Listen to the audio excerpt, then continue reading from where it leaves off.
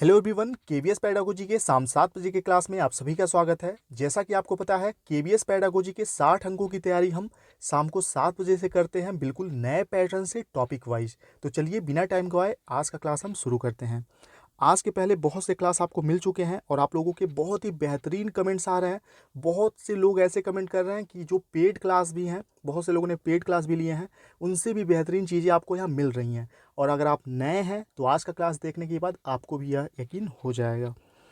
कल के क्लास में हमने शिक्षक की भूमिका, शिक्षार्थी की भूमिका, ये सभी टॉपिक और भी विकास की जो सिद्धांत हैं, विकास, परिपक्वता, ये सारी चीज़ें, किशोरावस्था वगैरह सब कुछ हमने कंप्लीट कर लिया है। ठीक है, व्यवहारवाद, संज्ञानात्मकवाद, रचनावाद सब कंप्लीट कर लिया है। आज का जो टॉपिक है, जैसा कि मैंने आपको बताया कि कक्षा का वातावरण अधिगम को किस प्रकार से प्रभावित करता है या वातावरण कैसा होना चाहिए, और बालक के सीखने को प्रभावित करने वाले जो मुख्य कारक हैं वो भी आपके सिलेबस में है। यही सारी चीज़ें आज पढ़ने वाले हैं। तो चलिए क्लास शुरू करते हैं। क्लास का इन्वायरमेंट कैसा होना चाहिए, यानी कि कक्षा का जो वातावरण है कैसा होना चाहिए, इससे रिलेटेड क्वेश्चन एग्जाम में आते हैं। तो ध्यान से देखिएगा। सबसे बड़ी बात आपको ध्यान रखनी है कि जो क्लास का इन्वायरमेंट है वो चाइल्ड सेंटर्ड होना चाहिए। ठीक है, बाल केंद्रित होना चाहिए। सबसे बड़ी और इम्पॉर्टेंट बात यहीं से है। ठीक है, और यहीं से क्वेश्चन भी पूछे जाएंगे। अगर आप इस पॉइंट को याद रखते हैं कि क्लास का इन्वायरमेंट के लिए सबसे ज़्यादा ज़रूरी चीज़ है चाइल्ड सेंटर्ड होना। ठीक है, बाल केंद्रित होना। तो चलिए अब यहीं से क्लास को शुरू करते हैं। स्कूल में बच्चों की शिक्षा का वातावरण बाल केंद्रित होना चाहिए और पाठ्यक्रम बच्चों के दैनिक जीवन से जुड़ा हुआ होना चाहिए। जैसा कि एनईपी 2020 में भी बताया गया है कि जो वर्तमान समय की शिक्षा है, ऐसी शिक्षा बच्चों को देनी है कि वह वास्तविक जीवन से उस एजुकेशन को, उस शिक्षा को अपने जोड़ पाएँ। वास्तविक जीवन में भी अपने शिक्षा का, क्लासरूम में जो भी चीज़ें वो पाते हैं, जो भी ज्ञान पाते हैं, वास्तविक जीवन में उसका उपयोग कर सके। ठीक है, ऐसा उपयोगी ज्ञान देना है बच्चों को। उसके बाद सभी प्रकार के बच्चों को समान और समकक्ष माना जाना चाहिए। क्लास का एनवायरनमेंट ऐसा होना चाहिए जहाँ कोई स्पेशल बच्चा ना हो, सभी बच्चे एक समान हो शिक्षक के नज़रिए में। ठीक है, शिक्षक के निगाह में एक समान होने चाहिए। शिक्षक शिक्षक सॉरी शिक्षा शिक्षक केंद्रित न होकर बाल केंद्रित होनी चाहिए। पहले जो था, पहले के समय में क्या था, जो भी आज के कह सकते हैं 15-20 साल पहले शिक्षक केंद्रित कक्षाएं होती थी। सबसे इम्पॉर्टेंट माना जाता था शिक्षक को। लेकिन आज के वर्तमान समय में बाल केंद्रित शिक्षा है, चाइल्ड सेंटर्ड एजुकेशन है, तो बच्चे को सबसे ज़्यादा महत्व दिया जाता है। और जैसा कि सीटेट एग्जाम में भी आप देखते होंगे, अलग अलग चैनल से आपने तैयारी किया होगा, तो लगभग सभी चैनल के लोग, टीचर यही आपसे बताते होंगे कि वर्तमान समय में सीटेट का आंसर देते समय आप ये ध्यान रखिएगा कि बच्चे का अहित ना हो। मतलब वही आंसर सही होता है जिसमें बच्चे का सर्वाधिक हित जुड़ा हुआ होता है। तो उसी प्रकार कक्षा का वातावरण भी इसी प्रकार होना चाहिए कि जिसमें बच्चे का, किसी भी बच्चे का, क्लास में 100 बच्चे हैं तो 100 में से 100 बच्चों का हित होना चाहिए, अहित किसी प्रकार से नहीं होना चाहिए। अभी जो कक्षा का वातावरण है, इसको बनाने की जिम्मेदारी किसके ऊपर है? तो इसको बनाने की सर्वाधिक महत्वपूर्ण जिम्मेदारी है शिक्षक की। ठीक है, वैसे तो इसमें बहुत सारे और भी पॉइंट्स हैं, लेकिन शिक्षक सबसे इम्पॉर्टेंट रोल प्ले करता है कक्षा का, क्लासरूम का एनवायरनमेंट सही बनाने के लिए। तो यहाँ ध्यान दीजिएगा, एक शिक्षक का वास्तविक कार्य क्षेत्र उसकी कक्षा है। कक्षा ही वह कार्यशाला है जहाँ वह अपने ज्ञान तथा व्यवस्था के माध्यम से छात्रों के व्यक्तित्व को उचित दिशा प्रदान कर सकता है या दिशा निर्देश प्रदान कर सकता है। इस प्रकार शिक्षक का कार्य केवल विषय का ज्ञान निष्पादन करना नहीं, अपितु कक्षा अधिगम से जुड़ी समस्त व्यवस्था का प्रबंधन करना भी होता है। यानी कि क्लास मैनेजमेंट जो भी चीज़ें हैं, शिक्षक का दायित्व है कि किस बच्चे को किस प्रकार से क्लास में कहाँ बैठाना है, बैठने से लेकर कौन सा ज्ञान किस प्रकार से किन शिक्षण विधियों का उपयोग करते हुए बच्चों को देना है, ये सारी जिम्मेदारियां शिक्षक की होती हैं। वह विद्यालय की प्रत्येक गतिविधि का नियंत्रक तथा प्रणेता होता है। यानी कि वह बहुत ज़्यादा विशेषज्ञ भी होना चाहिए, शिक्षक जो होना चाहिए हर एक टॉपिक का। सिर्फ किताबों का ज्ञान नहीं होना चाहिए, विषय का ज्ञान नहीं होना चाहिए, उसको को करिकुलर एक्टिविटीज़ की भी ज्ञान होनी चाहिए। यानी कि कक्षा का वातावरण सिर्फ किताबों तक सीमित नहीं होना चाहिए। ठीक है, किताबों से बाहरी जीवन की भी जानकारी क्लास में आपको देते रहना है। शिक्षक से कक्षा के सभी पक्ष जैसे संज्ञानात्मक, भावनात्मक, क्रियात्मक पक्षों को सुसंयोजित कर छात्रों के बीच रुचिकर अधिगम वातावरण का निर्माण करना है। ठीक है, तो देखिए, शिक्षक का मुख्य दायित्व ये भी होता है कि कक्षा का वातावरण ऐसा बनाए कि सभी छात्र निष्क्रिय के बजाय सक्रिय रूप से चीज़ों को सीख सकें। यानी कि शिक्षक एक सहयोगी होता है, सहयोगी की भूमिका निभाता है प्राथमिक कक्षाओं में। तो सहयोगी की भूमिका निभाते हुए उसको ऐसे माहौल का निर्माण करना है, ऐसे इन्वायरमेंट का निर्माण करना है जिसमें बच्चे सक्रिय रूप से चीज़ों को खुद सीख सकें। क्योंकि बहुत से मनोवैज्ञानिकों ने बच्चों को नन्हा वैज्ञानिक बोला है, जैसे जीन पियाजे ने, ठीक है। और मनोवैज्ञानिकों का मानना है कि बच्चे ज्ञान का निर्माण स्वयं करते हैं, खोजबीन करके और भी बहुत सारी चीज़ें वातावरण से सामंजस्य स्थापित करके। तो सक्रिय वातावरण का निर्माण करना है, ये चीज़ सबसे इम्पोर्टेंट है। तो वातावरण का निर्माण करना होता है, यह बहुत भहती, पता नहीं क्या लिखा हुआ, माफ़ करिएगा, यह कार्य एक बहुत बड़ी चुनौती है, ठीक है। अतः शिक्षक के लिए विद्यालयी व्यवस्था, विशेषकर कक्षागत व्यवस्था के महत्वपूर्ण पक्षों की जानकारी सहायक सिद्ध होती है। चलिए, तो ये चीज़ आप समझ गए होंगे। और कहीं कहीं ऐसी छोटी सी जो मिस्टेक हो जाती है उसके पीछे रीज़न ये है कि लैपटॉप से जब पीडीएफ क्रिएट करता हूँ मैं, तो वॉइस बोल बोल के टाइप करता हूँ, क्योंकि हाथ से टाइप करने में बहुत ज़्यादा टाइम लगता है। तो बोलने में कहीं कहीं कुछ गलती उच्चारण हो जाता है, तो वही गलत टाइप हो जाता है। और वैसे तो मैं ध्यान देता हूँ, 2-3 बार चेक करता हूँ, लेकिन कहीं कहीं छूट जाता है। तो ऐसी छोटी छोटी गलतियों को इग्नोर करिएगा, क्योंकि मैं गलत पढ़ाऊँगा नहीं। गलत थोड़ा मोड़ा लिखा हो अलग बात है, लेकिन गलत ज्ञान यहाँ आपको नहीं मिलेगा, ना ही राहुल एकेडमी पे आपका टाइम वेस्ट किया जाता। जो भी चीज़ें मिलती हैं परफेक्ट आपको मैं प्रोवाइड करता हूँ। और ये जो चीज़ें आप पढ़ रहे हैं, ये सभी एनसीईआरटी जो टीचर ट्रेनिंग देती हैं, जैसे एनसीईआरटी, हम लोग गवर्नमेंट टीचर हैं, तो हमारी भी समय समय पे साल भर में 2 बार 3 बार ट्रेनिंग होती है। तो हमारी ट्रेनिंग एनसीईआरटी या एससीईआरटी डिज़ाइन करती है जब, तो वहाँ से ये चीज़ें लेकर आया हूँ, और यहीं से एग्ज़ाम में क्वेश्चन भी आएंगे, ठीक है। ये चीज़ ध्यान रखिएगा, बहुत परफेक्ट चीज़ें आपको मिल रही हैं। चलिए आगे बढ़ते हैं। कक्षा का वातावरण रुचिपूर्ण और रचनात्मक होना चाहिए। रचनात्मकता पर एनईपी 2020 में भी बहुत ज़्यादा बल दिया गया है, ठीक है। सक्रिय अधिगम और रचनात्मकता, यानी कि रचनात्मक तरीके से, क्रिएटिव तरीके से बच्चे ज़्यादा से ज़्यादा चीज़ें सीख सकते हैं। एनईपी 2020 के ये एनईपी 2020 में ये चीज़ माना गया है। इसमें बच्चे जाने के लिए और उद्देश्यपूर्ण शिक्षा प्राप्त करने के लिए प्रोत्साहित होंगे। उनकी रुचि और रचनात्मकता का संवेग प्रदान करता है, उन्हें स्कूल जाते रहने और सार्थक शिक्षा को हासिल करने के लिए प्रोत्साहित करता है। यानी कि देखिए, बहुत से बच्चे आप देखते होंगे कि 1-2 दिन स्कूल जाते हैं, उसके बाद स्कूल जाने से कतराने लगते हैं। उनमें से मैं भी एक हूँ। पापा स्कूल छोड़ के आते थे, और जब स्कूल में एडमिशन हुआ था पहली बार मेरा, मुझे अच्छी तरह से याद है, पापा स्कूल छोड़कर अपने स्कूल जाते थे पढ़ाने, और उनके स्कूल छोड़कर जाते ही गेट से मैं धीरे से वापस भाग आता था। दिन भर गाँव में खेलता था अपने, और छुट्टी के समय घर चला जाता था। कई बार पकड़ाया पिटाया भी। तो ऐसा क्यों होता था? क्योंकि वातावरण जो है, इन्वायरमेंट जो है क्लासरूम का, स्कूल का, वो मेरे अनुकूल नहीं रहा होगा। शिक्षक नहीं समझ पाए होंगे, इसलिए मैं स्कूल से भागता था। तो इसीलिए एक शिक्षक के रूप में कक्षा का वातावरण बहुत ही रुचिपूर्ण रखना है हमको, ठीक है। रचनात्मक रखना है, ताकि क्लास में बच्चों का मन लगे और चीज़ों को बढ़िया ढंग से सक्रिय रूप से सीख सकें। चलिए अगला पॉइंट है, आप और आपके विद्यार्थियों के लिए कक्षा के वातावरण को ज़्यादा रचनात्मक तरीके से उपयोग में लाने के लिए बहुत अवसर हैं, जिससे उनकी रुचि को प्रेरित कर सकते हैं और उनके अनुभव को बढ़ावा दिया जा सकता है। इन विचारों को विज्ञान के किसी विषय पर भी लागू कर सकते हैं। यह इकाई उदाहरण के रूप में अंकुरण के विषय का उपयोग करती है।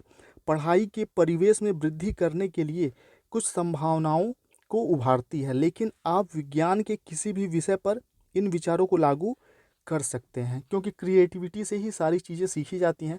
इसलिए क्रिएटिव रहना है, बच्चों को भी क्रिएटिविटी के लिए हमें प्रेरित करते रहना है, ठीक है। चलिए अब आगे देखते हैं। अगला पॉइंट इंपॉर्टेंट है, ध्यान से दीजिएगा। कक्षा के भौतिक परिवेश तथा सामाजिक एवं भावनात्मक माहौल का आपके विद्यार्थियों की पढ़ाई पर उल्लेखनीय प्रभाव पड़ता है, क्योंकि कक्षा का जो भी सामाजिक या भावनात्मक माहौल होता है, अगर उस पर एक शिक्षक बहुत ही विशेष ध्यान देता है, तो अपने बच्चों के पढ़ाई में वह बहुत ही ज़्यादा उन्नत कर सकता है, बहुत बेहतरीन तरीके से अपने बच्चों को सिखा सकता है। और बच्चे सिखाने की ज़रूरत भी नहीं होगी, अगर इन्वायरमेंट अच्छा क्रिएट कर दिया जाएगा, तो बच्चे स्वयं ही बहुत सारी चीज़ें सीख जाते हैं एक दूसरे से, अपने वयस्कों समवयस्कों के साथ क्रिया करते हुए, ठीक है, जैसा कि आपको वाइगोत्स्की के थ्योरी में भी देखने को मिलता है। अब देखिए, यहाँ एक पिक्चर आपके सामने है। इस क्लासरूम में आप क्या देख पा रहे हैं कि बहुत सारे टीएलएम का यूज़ किया गया है। बच्चे खुद क्रिएटिव तरीके से वाइट बोर्ड, ग्रीन बोर्ड पे चीज़ों को ड्रा कर रहे हैं, ठीक है। और भी बहुत सारी यहाँ टीएलएम रखे हुए हैं, जैसे कि आप देख सकते हैं अबेकस रखा हुआ है, गणित में इसका यूज़ किया जाता है। मैं जूम कर देता हूँ, देखिए यहाँ अबेकस आपको दिख पा रहा होगा। और भी बहुत सारी चीज़ें हैं यहाँ, और भी पक्षियों के मॉडल रखे हुए हैं, पिक्चर्स रखे हुए हैं, बहुत सारी चीज़ें हैं। तो क्लासरूम ऐसा ही होना चाहिए छोटे बच्चों का, जिसमें क्रिएटिविटी का बहुत सारा साधन हो। चलिए आगे बढ़ते हैं।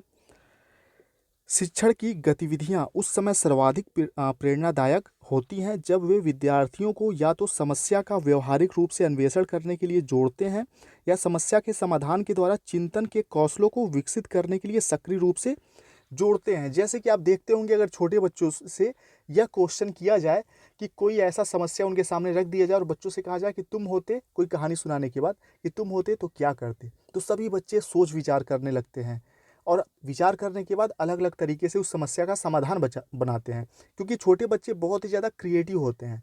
कभी कभी बच्चे ऐसा कुछ बोल देते हैं, ऐसा कुछ कह जाते हैं कि हमें आश्चर्य होता है कि अरे इतना छोटा, इसको कैसे पता, इसने कैसे ये चीज़ बता दिया या सॉल्व कर दिया। ठीक है, तो बच्चे बहुत ही ज़्यादा क्रिएटिव होते हैं। तो क्रिएटिव होते हैं तो इसलिए जो भी समस्याएं हैं, जो भी चीज़ें हैं, उसमें बच्चों को शामिल करना है ताकि बच्चे स्वयं सोच सकें, चिंतन कर सकें चीज़ों के बारे में। ठीक है, चलिए, तो इस प्रकार से आप कार्य करके बहुत ही ज़्यादा प्रेरणादायक अपने क्लासरूम को बना सकते हैं, बच्चों को मोटिवेट कर सकते हैं। अब देखिए, कक्षा का वातावरण जो होता है उसका महत्व क्या है। उससे पहले यहाँ नेड ए फ्लैडर के शब्दों में कुछ चीज़ें बताई गई हैं। DSSB में आया हुआ था कि यह किसका कथन है। कथन से रिलेटेड भी एक दो क्वेश्चन तो आ ही जाते हैं, ध्यान दीजिएगा। तो कक्षा वातावरण छात्रों की अध्यापक व कक्षा के प्रति वह सामान्यीकृत अभिवृत्ति है जिसे वे व्यक्तिगत भिन्नताओं के होते हुए भी रखते हैं। इस वातावरण का विकास कक्षा की सामाजिक एवं संवेगात्मक अंतःक्रिया के परिणाम स्वरूप होती है। कक्षा में छात्र अध्यापक के व्यवहारों के फलस्वरूप अध्यापक के साथ तथा परस्पर एक दूसरे के साथ जो व्यवहार करते हैं, ये व्यवहार समग्र रूप से कक्षा का वातावरण का निर्माण करता है। ठीक है, यानी कि मान लीजिए शिक्षक है और यहाँ सामने कोई छात्र है, तो एक दूसरे जो व्यवहार करते हैं एक दूसरे के साथ, शिक्षक छात्र के साथ और छात्र शिक्षक के साथ, इसका कक्षा के निर्माण में कक्षा के वातावरण का बहुत ही विशेष प्रभाव पड़ता है। ठीक है, चलिए, कक्षा के वातावरण का निर्माण करते हैं। इस वातावरण में छात्रों व अध्यापकों के मध्य संवेगात्मक एवं सामाजिक संबंध एवं अंतर्क्रिया का उल्लेखनीय भूमिका होता है। ठीक है, अब कक्ष वातावरण का जो महत्व है, किताबी भाषा यहाँ दिया हुआ है। अगर अपने शब्दों में मैं आपसे बताऊं तो ज़्यादा बेहतरीन ढंग से आप समझ पाएंगे। तो कक्षा के वातावरण का सर्वाधिक महत्व क्या है, अगर आपसे मैं क्वेश्चन करूं तो आपके मन में भी बहुत सारी चीज़ें आएंगी, तो ध्यान दीजिएगा। तो क्लास में कोई टीचर जाते हैं और जाने के बाद सभी बच्चे शांत हो जाते हैं। ठीक है, बहुत सारे टीचर ऐसे होते हैं जिनको देखने के बाद बच्चे शांत हो जाते हैं क्योंकि उनसे डरते हैं। तो एक डराने वाला शिक्षक कक्षा के कैसे वातावरण का निर्माण कर सकता है, सीखने के माहौल का या नहीं? तो आपका भी आंसर होगा कि सीखने का माहौल का वह निर्माण कभी नहीं कर सकता। अगर बच्चे उससे डरेंगे तो खुलकर अपने अनुभव शिक्षक के सामने या अन्य बच्चों के सामने नहीं रख पाएंगे, और अगर बच्चे अपने अनुभव को व्यक्त नहीं कर पाएंगे क्लासरूम में तो वह बेहतर ढंग से नहीं सीख पाएंगे। ऐसा बहुत से प्रयोगों में सिद्ध हुआ है। ठीक है, तो बच्चों के व्यक्तिगत अनुभव भी बहुत इंपॉर्टेंट रोल प्ले करते हैं। और बच्चों को पता है कि ये टीचर बहुत ज़्यादा गुस्सैल हैं, इनके सामने अगर कुछ भी मैं कहता हूँ तो अभी ये डांट देंगे, बेइज्जती कर देंगे, तो इसलिए बच्चे चुप रहते हैं। और चुप रहने के फलस्वरूप क्या होता है, बच्चे बहुत सारी जानकारियां खुद तक सीमित रखते हैं, अपने अंदर जो उनकी खूबियां हैं वो अंदर ही दबाए रह जाते हैं। ठीक है, इस प्रकार से क्या होता है, उनका सर्वांगीण विकास नहीं हो पाता। तो आप समझ सकते हैं कि कक्षा के वातावरण का महत्व कितना ज़्यादा है। और भी बहुत सारी चीज़ें आप खुद भी रियल एग्जाम्पल के साथ सोचेंगे तो आपको इसके महत्व का पता चलेगा। चलिए, अब इसके बाद जो नेक्स्ट हमारा टॉपिक है उसको भी देख लेते हैं। अधिगम, यानी कि लर्निंग को प्रभावित करने वाले, सीखने को प्रभावित करने वाले जो कारक हैं वे कौन कौन से हैं। ठीक है, जिनसे बच्चे का सीखना या कुछ भी नया चीज़ अर्जित करना प्रभावित होता है। तो सबसे पहले इसके कई कारक हैं, जिनके मुख्य कारकों में इम्पॉर्टेंट है बच्चे से संबंधित कारक, विद्यार्थी से संबंधित कारक, शिक्षक से संबंधित कारक, विषय वस्तु से संबंधित कारक और वातावरण से संबंधित कारक। ये 4 प्रकार के कारक हैं जिनसे बच्चे का सीखना प्रभावित होता है। तो सबसे पहले बात करेंगे विद्यार्थी से संबंधित कारक की, जो बच्चे के अधिगम को प्रभावित करते हैं। तो देखिए, बच्चे का शारीरिक स्वास्थ्य, मानसिक स्वास्थ्य, सीखने की इच्छा, सीखने की समय, सीखने में तत्परता, विद्यार्थियों या बालक की मूलभूत क्षमता, उनका बौद्धिक स्तर, उनकी रुचि, उनका अभिप्रेरणा का स्तर, ये सभी कुछ भी विद्यार्थियों के सीखने को बहुत ज़्यादा प्रभावित करता है। ठीक है, ये चीज़ें आपको ध्यान रखनी है, एग्जाम में आएगा। डायरेक्ट एक क्वेश्चन CTET में DSSB में बहुत से एग्जाम में पूछा जा चुका है कि विद्यार्थियों से संबंधित अधिगम को प्रभावित करने वाले कौन कौन से कारक हैं। 5-6 ऑप्शन होगा और आपको बताना होगा कौन कौन से कारक हैं, व्यक्तिगत कारक। ठीक है, तो ये सभी आप नोट कर लीजिएगा, याद रखिएगा। अब बात करते हैं शिक्षक से संबंधित जो इम्पोर्टेंट कारक हैं। तो शिक्षक से संबंधित कारक सबसे इम्पोर्टेंट क्या है? विषय का ज्ञान उनको अच्छे से होना चाहिए, शारीरिक एवं मानसिक स्वास्थ्य उनका खुद का सही होना चाहिए, समय सारणी का निर्माण करें। ठीक है, अगर समय सारणी का निर्माण नहीं करते हैं टाइम टेबल का, तो आप बेहतरीन ढंग से नहीं पढ़ा पाएंगे, जाहिर सी बात है। वो कन्फ्यूज रहेंगे, क्लास में आने के बाद सोचेंगे पढ़ाना क्या है। जैसे कोई भी टॉपिक मुझे आपको पढ़ाना है तो मैंने टाइम टेबल बना रखा है कि इस तरीके से पढ़ाना है, इस दिन ये चीज़ पढ़ाना है, इस दिन ये चीज़ पढ़ाना है। पहले से मैं प्लानिंग करता हूँ, एग्जाम्पल सोचता हूँ, बहुत सारी चीज़ें हैं। तो व्यक्तिगत विभिन्नता का ज्ञान होना चाहिए कि अलग अलग क्लासरूम में बच्चे हैं तो सभी बच्चों में व्यक्तिगत क्या क्या विभिन्नताएं हैं, इसका भी नॉलेज उनको होना चाहिए। ठीक है, शिक्षण पद्धति का उनको नॉलेज होना चाहिए कि अलग अलग सब्जेक्ट को कैसे पढ़ाना है, कौन से शिक्षण विधियों का यूज़ करना है, कौन से शिक्षण सूत्र का यूज़ करना है। शिक्षक का व्यक्तित्व भी अच्छा होना चाहिए। ऐसा नहीं कि मास्टर साहब खुद ही रजनीगंधा खा रहे हैं और बच्चों को ज्ञान दे रहे हैं कि गुटखा नहीं खाया जाता है। ठीक है, तो ऐसा भी होना चाहिए, व्यक्तित्व बहुत अच्छा होना चाहिए। अध्यापक का व्यवहार बहुत ही ज़्यादा इम्पॉर्टेंट रोल प्ले करता है। अध्यापक का अगर व्यवहार अच्छा है तो आपको भी पता है कि प्राथमिक कक्षाओं में अध्यापक सिर्फ क्या होता है, सहयोगी होता है, सहयोगात्मक भूमिका में होते हैं। तो अगर व्यवहार अच्छा है तो जाहिर सी बात है उनको और बहुत सारे प्रयास नहीं करना पड़ेगा। बच्चे तो स्वयं मतलब ज्ञान का अर्जन करते हैं। ठीक है, अगर उनको अच्छा वातावरण मिले तो अगर व्यवहार अच्छा है तो अच्छे वातावरण का निर्माण शिक्षक कर सकता है, अच्छे वातावरण का निर्माण करेगा तो बच्चे स्वयं सीख जाएंगे। पढ़ाने की इच्छा, ठीक है, व्यवसाय के प्रति निष्ठा, अभ्यास कार्य को दोहराने की व्यवस्था, बाल केंद्रित शिक्षा पर बल, मनोविज्ञान एवं बाल प्रकृति का ज्ञान होना चाहिए। ठीक, ये हो गया शिक्षक से संबंधित कारक। अब बात करते हैं विषय वस्तु से संबंधित जो कारक हैं। एग्जाम में वैसे सबसे कम यही पूछा गया है, लेकिन फिर भी एक बार देख लीजिए। विषय वस्तु से संबंधित जो कारक हैं, विषय वस्तु की प्रकृति बाल केंद्रित है या नहीं है। प्रकृति का अर्थ हो गया कि चाइल्ड सेंटर्ड विषय वस्तु है या नहीं है। दूसरा है विषय वस्तु का आकार। ये नहीं है कि बहुत, जैसे आप देखते होंगे 2020 में भी, यानी कि 2020 में भी पाठ्यक्रम को घटाने की बात की गई है। ठीक है, पाठ्य वस्तु को घटाने की बात की गई है। तो विषय वस्तु का आकार बहुत ज़्यादा ब्रॉड नहीं होना चाहिए। विषय वस्तु उद्देश्य से पूर्ण होना चाहिए। कि प्राथमिक कक्षाओं में आपने NCERT की EVS की किताबें CTET में पढ़ी होंगी, तो आपने देखा होगा कि उसमें अलग अलग संस्कृतियों, अलग अलग प्रदेश, अलग अलग बहुत सारी जीव जंतुओं के बारे में बच्चों को पढ़ाया जाता है। तो वही है, उस उद्देश्य से पूर्ण होता है ना, वो जो पाठ्यक्रम में चीज़ें हैं EVS के, वो उद्देश्य से पूर्ण सामग्री है कि बच्चों को अलग अलग प्रदेश का ज्ञान देना, अलग अलग खान पान की वस्तुओं का ज्ञान देना, तो उद्देश्य से ही तो है। तो वही विषय वस्तु का उद्देश्य से पूर्ण होना जरूरी है। भाषा शैली, अगर आप यूपी के बच्चों को पढ़ा रहे हैं, उनके पाठ्य वस्तु में आप किसी और कल्चर की चीज़ों को शामिल कर देंगे, उसका जो भाषा शैली है वो अलग होगा। या कोई शिक्षक ही पढ़ा रहे हैं, उनकी भाषा शैली अच्छी नहीं है, तो बच्चे बेहतरीन ढंग से नहीं सीख पाएंगे। ठीक है, जैसे खान सर का देखिए भाषा शैली, भले ही उनका बिहार के हैं, बिहारी थोड़ा सा उनके लैंग्वेज में चीज़ें हैं, लेकिन उनकी भाषा शैली लोगों को बहुत ज़्यादा पसंद आती है और उनके छात्रों को पसंद आती है, तो बाकी लोगों को कैसी भी लगे क्या फ़र्क पड़ता है। तो वही है, तो बच्चों के हिसाब से भाषा शैली होना चाहिए। श्रव्य दृश्य सामग्री होनी चाहिए, रुचिकर विषय वस्तु होना चाहिए ताकि बच्चे इंटरेस्ट के साथ चीज़ों को पढ़ें। अब बात करते हैं वातावरण से संबंधित कारक। ये सभी कारक कौन से हैं जो बच्चे के अधिगम को क्या करते हैं, प्रभावित करते हैं।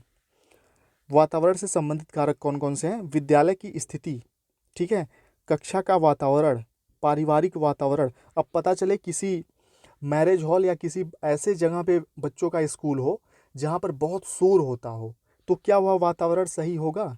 क्या वह विद्यालय की स्थिति सही होगी कि भीड़ भाड़ वाले जगह पे, जो शहर का सबसे व्यस्त शोर वाला जगह है, वहाँ विद्यालय बना दिया जाए, स्कूल बना दिया जाए, तो क्या वहाँ बढ़िया ढंग से पढ़ाई हो पाएगी? नहीं हो पाएगी। तो ये भी इम्पॉर्टेंट है। कक्षा का वातावरण, पर्यावरण, इन्वायरमेंट ही इम्पॉर्टेंट है। पारिवारिक वातावरण, भौतिक वातावरण, सामाजिक वातावरण, विशेष सामग्री की प्रकृति, मनोवैज्ञानिक वातावरण, ये सभी वातावरण से संबंधित कारक हैं जो बच्चे के अधिगम को प्रभावित करते हैं। और हाँ, क्लास को आगे कंटिन्यू करने से पहले एक चीज़ मुझे आपसे पूछना है कि अभी CDP का क्लास आपको मिल रहा है जो 60 अंकों का KVS में आने वाला है।